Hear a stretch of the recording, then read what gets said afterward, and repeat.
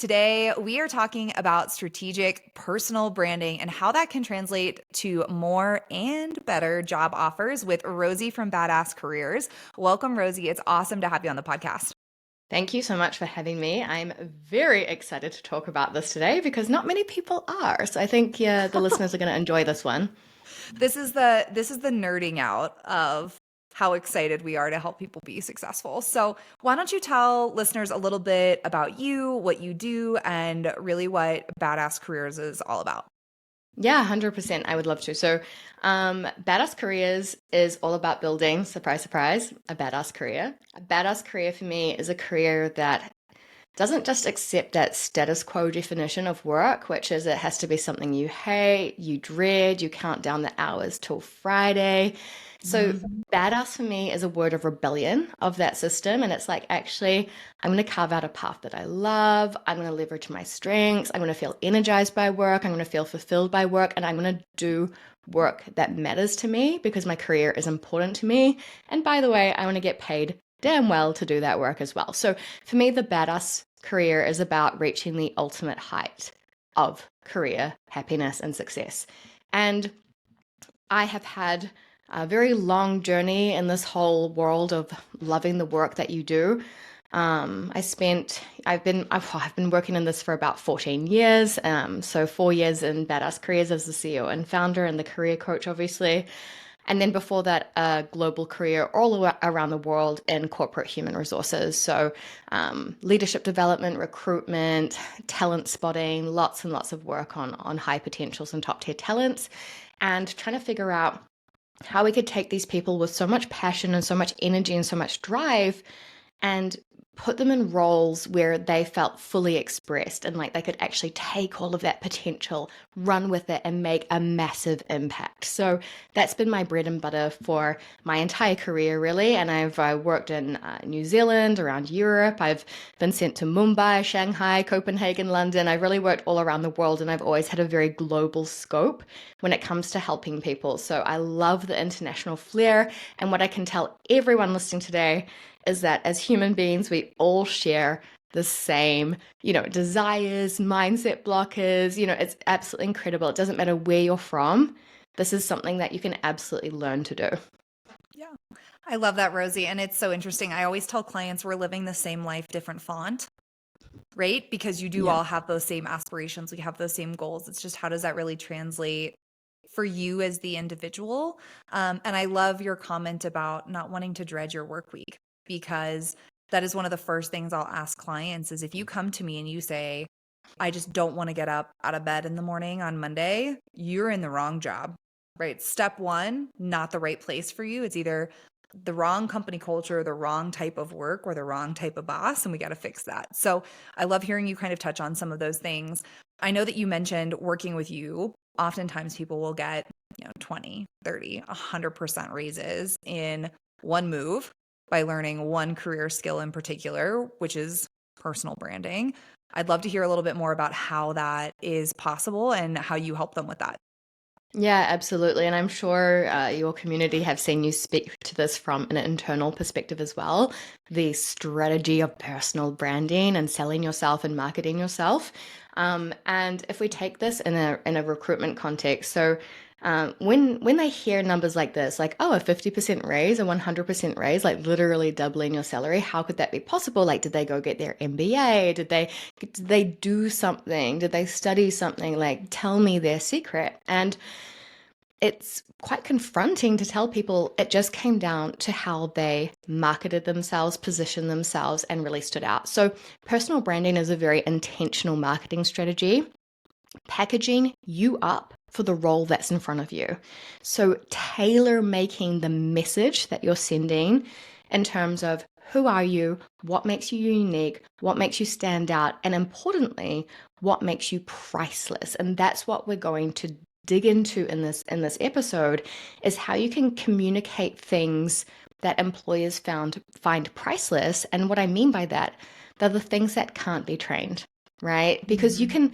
people stress out like, oh, they're asking for Excel pivot tables and I don't know how. And it's like, honestly, you can learn that in 3 YouTube videos. Like, don't stress about these tiny little technical skills you don't have yet.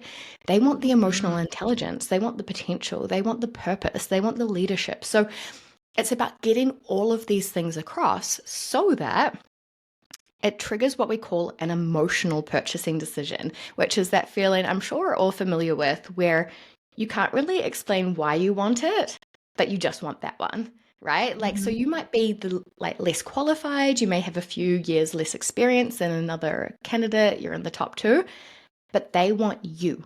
Right? They choose you and are Mhm. willing to pay for it because you have that certain like je ne sais quoi. It's just like that certain um X factor that they know is going to be hard to find elsewhere. Yes.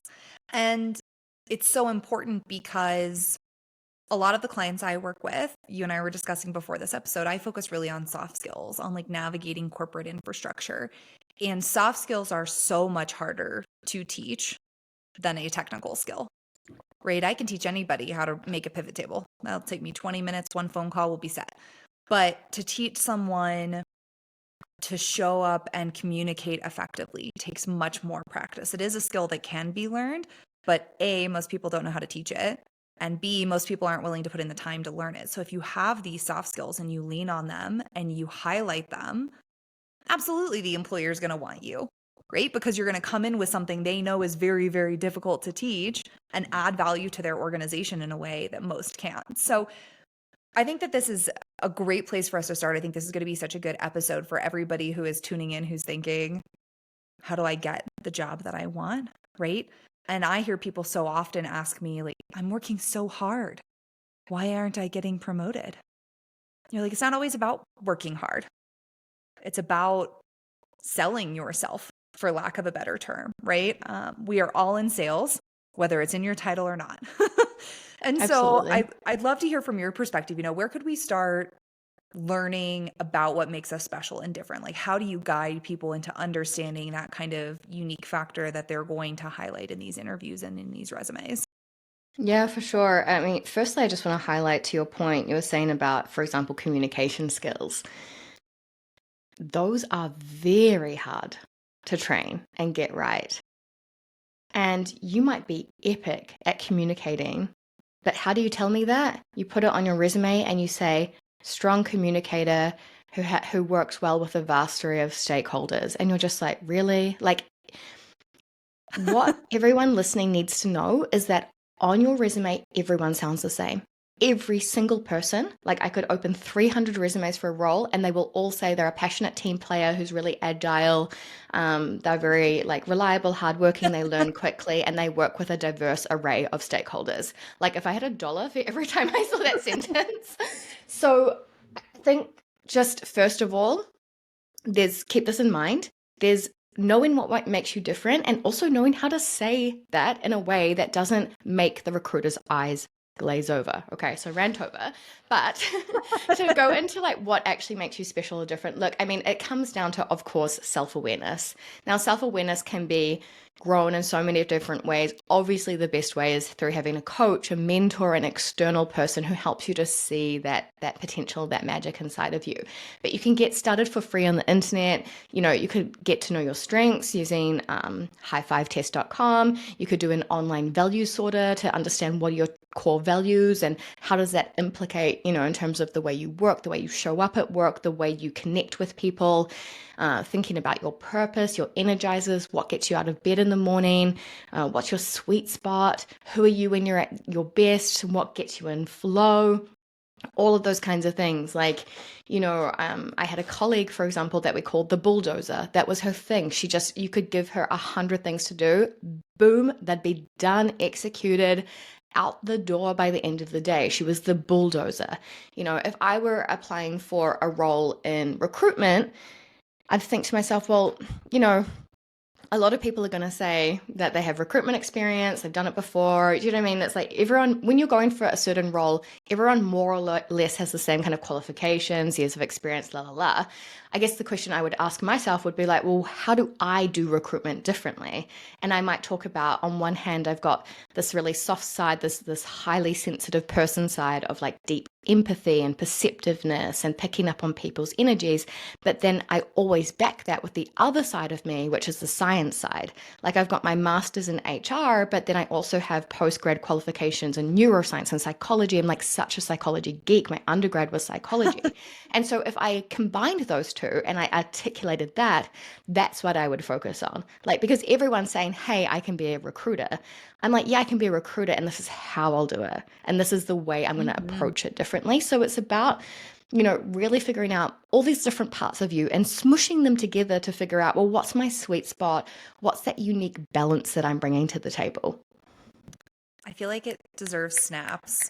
Really good snaps We for can that snap. response. No, but it's a good point because right now the job market's very tumultuous, right? There are more applicants for fewer jobs, right? This is like the reverse of what we saw in 2020, end of 2020, where there were so many jobs and not enough candidates, right? And your biggest job is in differentiating yourself. How do you get a recruiter? And I've mentioned this in multiple episodes, but the average recruiter looks at a resume for 6 seconds, according to Forbes. So in 6 seconds, how do you make them think, oh, I want to hire Rosie, not Joe Schmo off the street, right? You have to stand out. And so that idea of being perceptive to your own interests, your own passions, your own strengths, and how you weave those into a story of why you should be hired rather than the dreaded list of tasks you've completed in your former job, right? I talked about this on a podcast episode last week with Brittany Burton, and we were talking about how when people list like these are the 52 tasks I've done, like no recruiter wants to see that. No recruiter cares, and no hiring manager cares, even if that's what they're looking for. And so it does become so important to really understand what makes you special and different. You mentioned earlier on that these soft skills, they make us priceless, right? They differentiate us. So how do you highlight these, right? You gave some examples of skills of your own that you would bring to recruiting and ways that you're different from other recruiters. How do you do that physically on the job application? Like, how do you translate that? Yeah, 100%. So let's get concrete into taking just like a resume as an example. Where would this come through? Now, I want to preface this by saying that people's obsession and really toxic career coaches fear mongering, to be honest, about the applicant tracking system has completely destroyed the way people are doing applications, and they think that it needs to read like a robot wrote it, stuffed with keywords and just sounding very dry and having no personality. And that's the worst thing you can do, because the fact of the matter is, unless you fail a kill question, aka do you have the right to work in this country, what are your salary expectations, la la, on the application form, I can promise you a recruiter has rejected you. It's not a robot reading your resume and thinking to itself, should we hire this person? Should they come through to the first round interviews? Doesn't work like that, my friend. So while keywords are important and weaving them in can help, the recruiter is opening this resume and giving it a glance. As Kendall said, 6-7 seconds maybe, but at the end of the day, it's a human being. So you've got to write for a human being. Okay, so that's the first thing I just want to get out of the way, because these applications are dire, my friends. I'm seeing like skills tables with just a table with 12 words like leadership, stakeholder management, project excellence, crammed into a table, but just like everyone's got the same one. Boring. It becomes redundant, right? Like if everyone's got the same factor on their resume, it just becomes something you don't even read. So what do you do instead?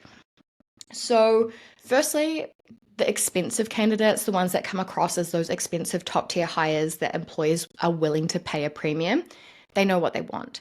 They're not saying, I'm open to any role in comms, marketing, or PR as long as I can grow and develop my career. No, that's not a thing. I'm going to give you an example of like a sentence that might be in the profile area of your summary that's a little bit sharper, right? So, international HR professional with 8 years experience and a healthy obsession for digital learning, wanting to take Spotify's online learning platforms to the next level so that their mega talented people can shine even brighter. Boom, that's more like it. Okay. okay? Personality, directions, be specific, know what you want and claim it. And what you want should be what they need as well. So just making sure that sounds really win-win. You didn't say, I want to work at Spotify because I heard your benefits are amazing. You're saying, I want to work at Spotify because you've got mega talented people, and the idea of making them shine even brighter through digital learning, chef's kiss. That's my thing, right? Mm-hmm. You can also, for example, show a lot of self-awareness, emotional intelligence, and like that first impression, like boom, using a tagline under the name on your resume. So for example, a couple of ones I have here under the name straight away: empathy-led problem solver, making a difference to people and planet. Now, this is someone going for a vegan food startup, and the empathy-led problem solver is their core differentiator, their zone of genius that we're sort of talking about before, that's highlighted and backed up all the way throughout. Or this person's zone of genius, building memorable brands through visual design and digital content. Boom. Straight away, you're like, you open it, you don't even know where the person has worked, how many years of experience they have, or anything. And the first impression is like, wow, who's this person, right? Like they're standing in their leadership, they know who they are, they know the value that they're about to bring. Let's go. I'm curious. Let's keep reading. Another massive, massive factor, I mentioned the generic skills table, like just 12 words on a page.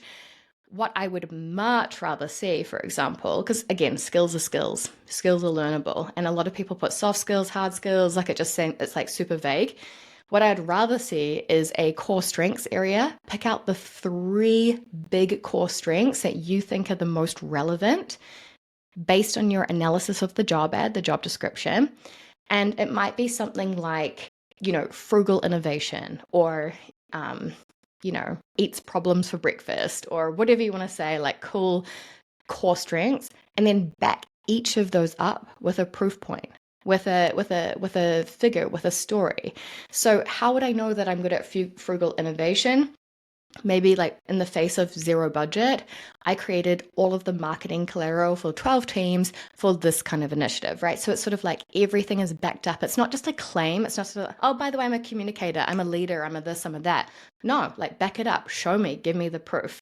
And the last thing I just want to touch on here as well is that even though we're talking about personal branding, this isn't all about you. So the best, most expensive candidates take who they are, they tailor their application, they strip out the fluff that's not relevant for me to read as the recruiter, as the employer, and the whole freaking document, or a suite of documents, resume, cover letter, video pitch, whatever they do, it's for me, right? And it's like, I've understood your problem, I know why you're hiring, and I know the 3 big strengths you would love to have in this person because I've analyzed that job description, and here's my pitch.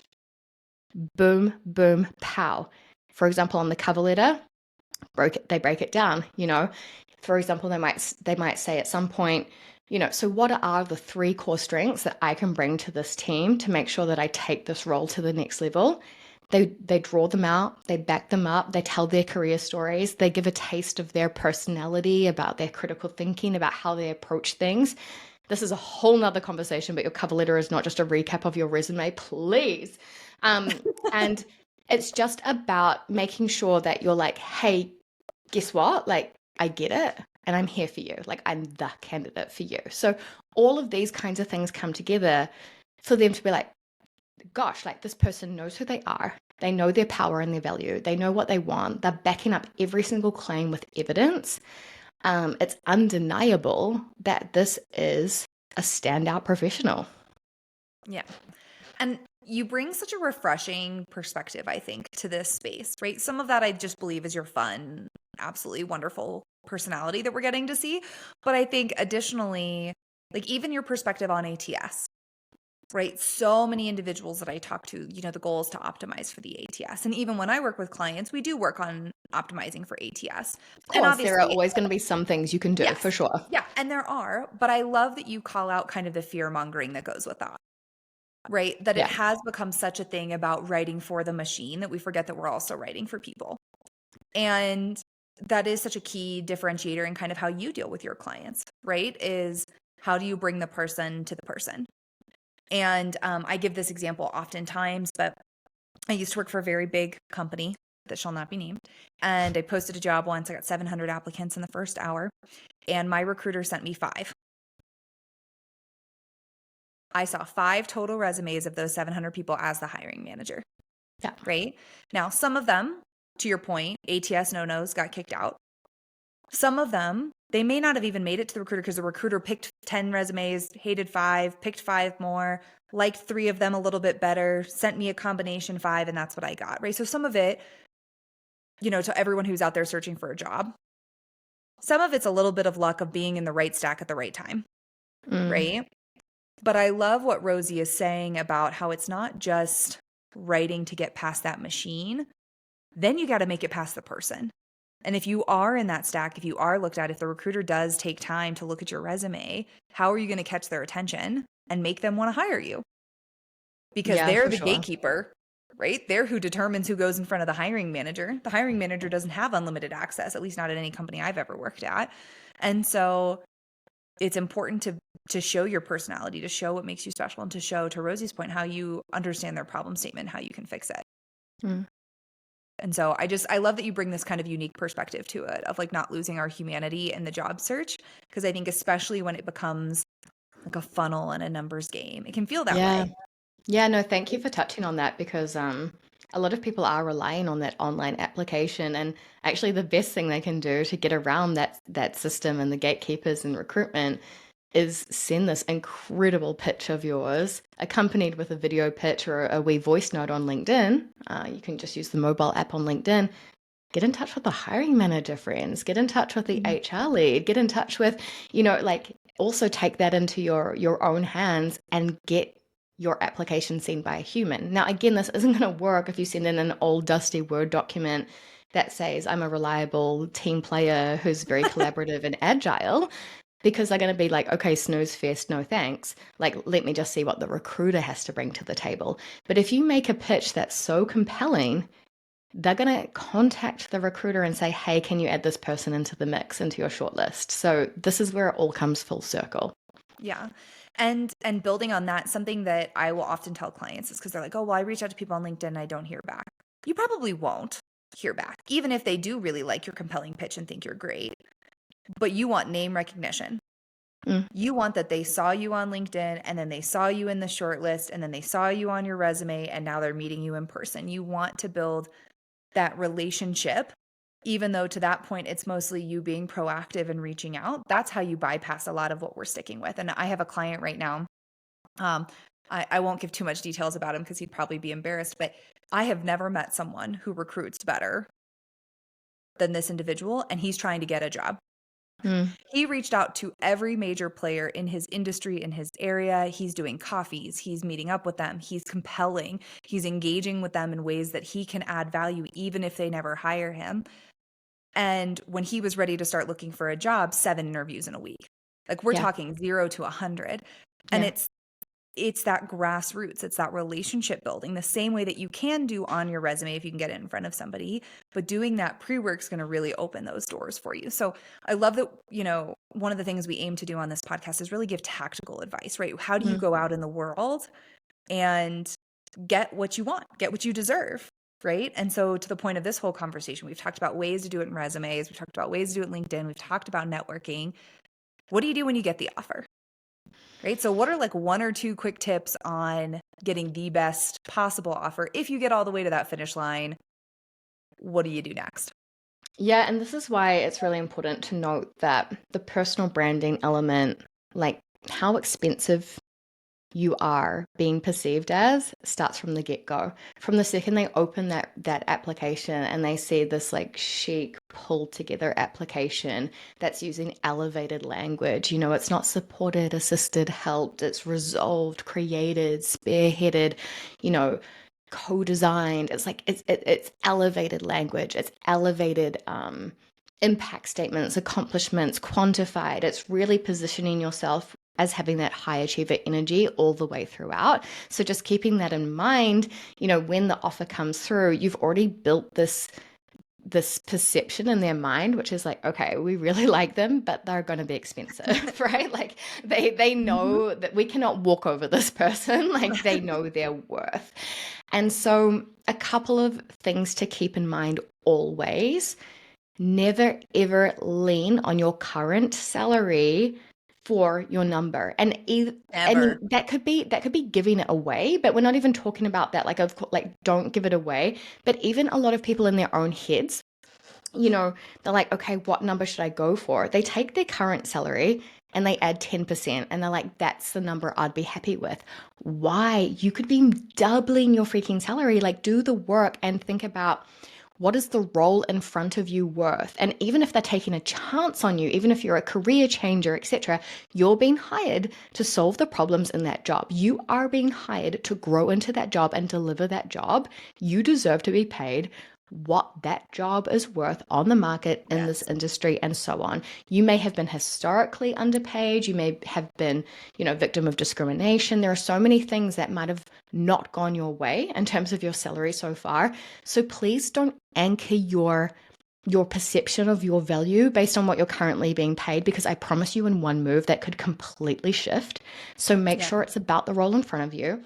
And then what I would also say is, and I repeat this again and again just because it does come up a lot, is that people will say things in the negotiation conversation about how expensive a city is, or, cost of living, interest rates, and so on. And, just to play devil's advocate, if the interest rates come down, are you going to take a pay cut? Like, of course not. Like, you can't base your pay on external factors. Like, normally the market rate should comprise of those factors. Okay. So what you always want to make it about is like how far you're going to take this position. You sell them the future. Like, a really cool thing you can do, for example, if you're in that counteroffer phase and they're just not quite meeting you where you're at, is you can say, totally see where you're coming from. From my perspective, having met the team, understood the problems, I've got this 90-day plan where I'm going to come in my first 90 days, I'm going to use my SEO expertise to overhaul your rankings on YouTube. I'm going to be using my team leadership expertise to reignite, re-engage that team, because I can tell that the team needs some, boosting and some morale. And I'm going to be doing this and this and this, and all of these things considered, I've got big goals for this role. I'm going to take it and like roll up my sleeves and get into it. I'd love to be compensated fairly for that. So it's never about the things happening to you. It's about the value you are about to create. And just one last tip on this is, like, this is true always, but language matters. It Yeah. really, really matters. So even if they ask you, you can just weave it in all the time. But like, if they ask you, like, what kind of work do you love doing? You can always say, well, yeah, I'm actually currently being considered for roles that really focus on the critical thinking side of things, because those roles really highlight blah, blah, blah, blah, blah. That little psychological nudge. I'm currently being considered for roles that, again, desired on the market, wanted, has options, more expensive. Yes. I love everything you just said. Right? I feel like, this is one of those episodes that I feel like if you are in the job search market, like, this is the episode you have to listen to, right? This is it. This is the hard hitting facts. And, while you were talking about don't use your current salary as your bargaining chip, and I'm like, yes, yes, don't do that. And I have a quick anecdotal story related to this, that when I started off my career, I was severely underpaid. Severely. We're not going to talk about it, because even if you got paid triple what I was getting paid now, you'd still be like, you got paid what? Okay. Mm, So it was bad. And I took a big jump when I went to my next job, doubled my salary, was so proud of that. And then I got this job offer that basically doubled that one. And I was like, oh my gosh, I have hit the big time, right? In your mm, head, you're like, this is it. And what I had asked for when I got that job was 20,000 less than what they offered me. wow. Now, I think very highly of that company. I think they do a lot of things really well. That is not the standard with many companies at all. They offered me way more than I was asking for. And then when I started, my manager at the time pulled me aside 90 days after I started and said, you are so underpaid. He said, I'm Mm, looking at the work that you're doing and the value that you're adding. You are severely underpaid. wow. Here's what I'm going to do. I want you to be 2 levels higher than you are. I want to adjust your salary to match that. I want to put you in market value. That's going to put you here. And that was such a learning opportunity for me, because I should have done every single one of those things for myself. Yeah. But I didn't know. I wasn't educated. I didn't Yeah. understand that companies would lowball you if they thought you could. And even though this company had offered me so much more than I had asked for, they were still lowballing me by their standards of what they valued that role at. And I had not done my research. And so it is so important now when I work with clients that I'm like, I do not care what you have ever been paid. It is not Yeah. relevant. I want to know Yeah. what your range is. I can tell you if that's feasible, but then I want us to go do market research. Because if you're in an area, and I had a client the other day saying, well, I'm thinking, I want to get paid $50,000 to be a project manager. I said, I'm sorry, $120,000 to be a project manager? That's what you said, right? You didn't say Mm, 50. Why would you take 50? That's not the market value. And this is to Rosie's point, the exercise you have to do. If you're looking for a job, spend the time. Understand what this company pays, understand what this role pays, understand what this area pays. Use that to your advantage rather than accept that it would make your life slightly easier to get 10% more, yeah. right? It's not Yeah. about what you value, it's about what the company values. And so I love that you touched on that because I think that's such a critical lesson when it comes to how you advocate for yourself. And the role that I'm in now, when I went to take it, I negotiated hard. Yeah. And at one point I thought they were going to walk away. And the recruiter called me and said, if we don't do this, are you walking? And I said, yes.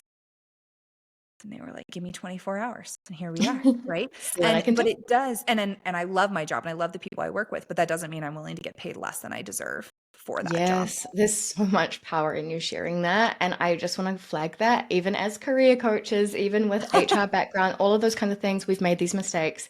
When I moved to Mhm. Paris, I got a job offer at the number one world's luxury group, Louis Vuitton Moet Hennessy Group, and I did not negotiate because I felt so overwhelmed by the fact that I knew Mhm. how many applicants there were, and that if I wasn't grateful, quote unquote, they'll find someone else in a second. Now, as a seasoned, professional, we can tell you, listen up, like by the time they want you, they're so invested. They actually don't like, especially big companies, they don't want their second choice. They want their Mhm. first choice. They're used to getting who they want, right? And Mhm. they have seen something in you, again, that could be priceless, that's untrainable, that, honestly, even just like work ethic, grit, passion, all of these things, it's Yes. hard to find people who are both talented and have that energy and that desire to perform. And so what like I think the link between your story and mine, Kendall, is just don't let that gratitude of getting the offer get in your way. Mhm. Absolutely, you can have both. It can be a win-win. You can be so happy with the offer. They can be so happy to have you and get that pay. Yes. Yes. And the pay ends up being the reason you're going to leave later. Right. Yeah, So if you do really love the company, if you do really see a future with them, if you do really see that growth potential, get paid what you deserve now. Because if you don't, you're going to leave anyways, no matter how 100. great they look the day that you sign the paperwork. Yeah. Yeah, Right. And so if 100%. you want longevity, make sure you get it. Right. And Yeah. that comes in terms of not only your title, not only your scope, but also that pay component. So I think this has been so good. We've touched on so many topics. This is going to be like the hardest episode ever to try and recap. And I love that. But before we let you go, Rosie, back to like your lovey day and how like all fabulous you're going to be, what are your parting words for our listeners? What would you share? We've talked about a lot, but what's the zinger? What's the pièce de résistance that's going to like kind of push them where they need to be? Yeah. Look, my parting words come down to this. I mean, there's literally only one of you. You feel like a number, you feel like one of many, you feel like you're just another project manager. Literally, no one on this planet has had your story. No one has had your critical life experiences that have shaped your brain. No one thinks exactly like you do. No one is able to necessarily, for example, take really complex data and explain it in really simple ways. Like, just remember that you are different. You have a collection of strengths, values, energizers, purpose, life experiences, all these things that make you you, that are inherently different. And so that's your competitive edge. Stop using ChatGPT, stop using templates on the internet. I mean, use ChatGPT for hacks and to save time. But what I mean is like tell your story, share who you Mhm. are, come across as a human being and wake those recruiters up out of your trance because like honestly, this is what it comes down to is that why sound like everyone else when there's literally only one of you. It couldn't be easier. Yes. And I love that. And it's such great advice for each of us to kind of remember our individuality, the skills that we bring. I think the further you get into your career, the more we almost feel like we have to stifle those things to fit the mold of what our job is or to fit how other people we admire do in their roles. And the reality is that bringing that authentic version of yourself, whether it's in your resume, your interview, your negotiations, or the job itself, is so critical towards not only you getting the dream job that you want, but you feeling satisfied in it once you're Yeah, there. for And sure. so I absolutely love that. So, Rosie, thank you so much for coming on the show. For all of our listeners, where can they reach you? Where can they find you if they want to reach out and get some help with some of this stuff? Yeah, 100%. So come over to my Instagram. It's just Badass Careers, or you can find me at Badass Careers on YouTube. And on Instagram, you'll see in my link in bio, I've always got some kind of free trainings on the go. There's lots of resources, and you'll definitely be able to find things on resumes and cover letters and things like that that will bring all of these concepts to life in a very concrete way for you. Awesome. Well, we appreciate you, Rosie. We'll definitely have to have you back in the future, but thank you so much for taking the time to chat with us today. Thank you so much. Ciao.